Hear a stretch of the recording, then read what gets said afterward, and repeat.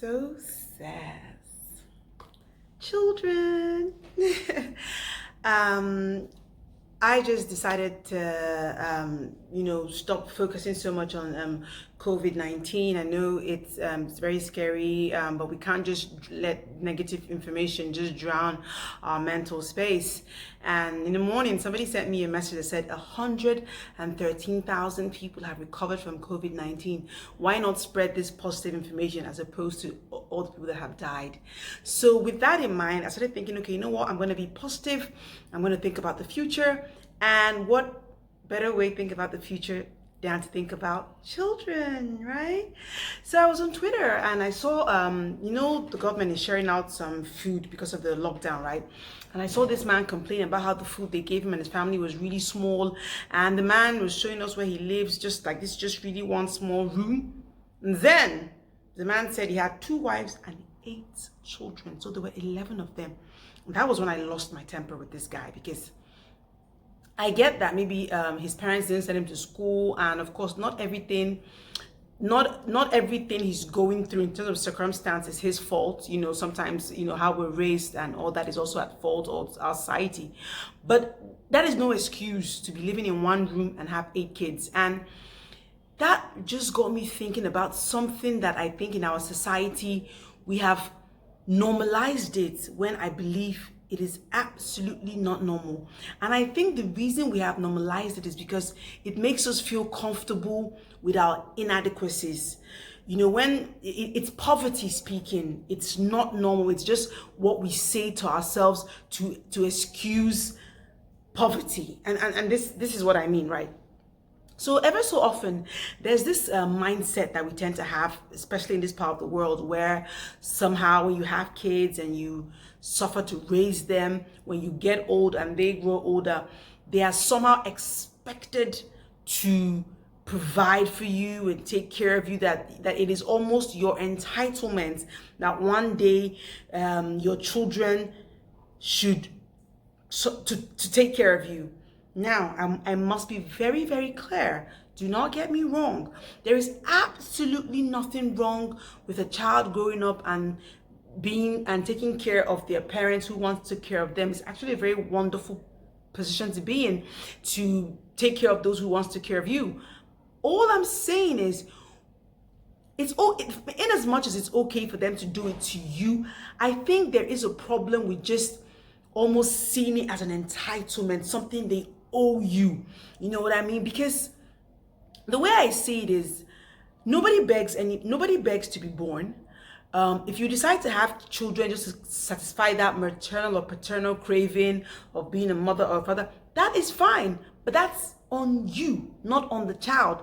So ever so often I hear parents say things like, I carried you for 9 months, all this suffer, and don't get me wrong, if you keep on repeating that you struggle to raise them, you sacrifice so much to raise them, it means that while you were raising them, you were not raising them in the laps of luxury. They were managing with what you could provide. It was a very paltry life of, it was just the basics. You were providing probably just the necessities of life, food and shelter. There was no holidays and all that fun thing, And then all of a sudden, after they managed with you and they grew up and they moved out, you somehow feel like for the sacrifice, they kind of now owe you some kind of old age of grandeur. And that's just absolutely what I just do not get. Like in the West, I find that they kind of understand it a bit more, where when somebody gets old, there's not that guilt trip on your kids. They can put you in an old people's home and pay for it and have other people take care of you and move on with their lives. Like I said, do not get me wrong. There is nothing wrong with taking care of your parents. But I just feel like, I don't think your children owe you anything, because like I said, they didn't ask you to give birth to them, and you should not make giving birth to people to satisfy your own craving become a favor you did them. Like, oh, I carried you, if I hadn't given you life. It's almost like we feel like it's a favor we did to our children. Oh my, because if you hadn't given birth to them, they would be in heaven having the time of their lives. So stop making it look like you did one fantastic thing, for them. Because like I said, the choice to have a child is not mandatory. You know, you can actually say, you know what, I don't want to have a child, and nobody's going to put you in jail for that. But if you do want to have one, bear in mind that responsibility is yours and yours only for the rest of your life.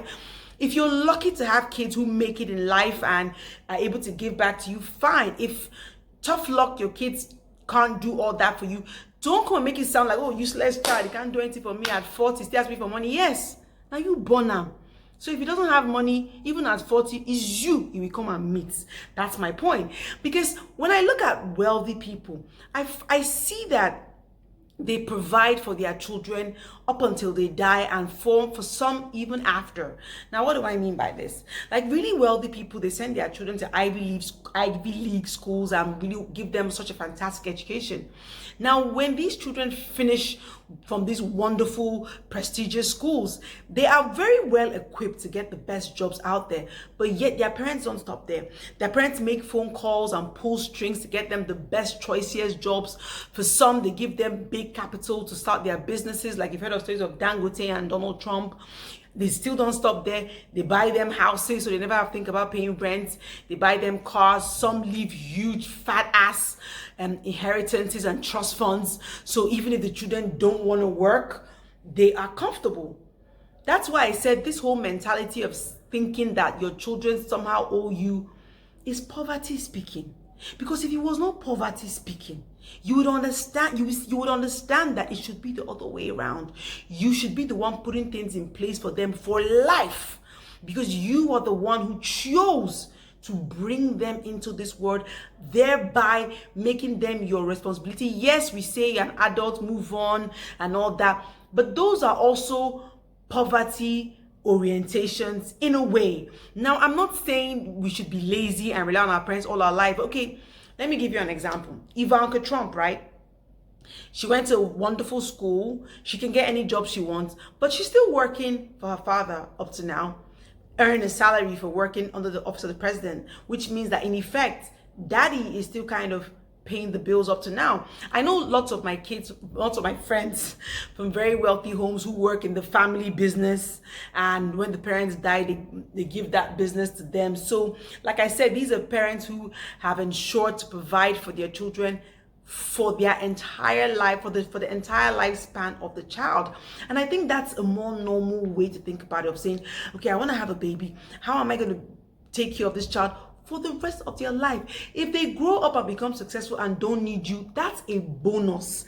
That is not the plan that you should be making of, okay, let me bond them so that one day they'll quickly get a job and start taking care of me. Children are not a retirement plan. That's all I'm trying to say.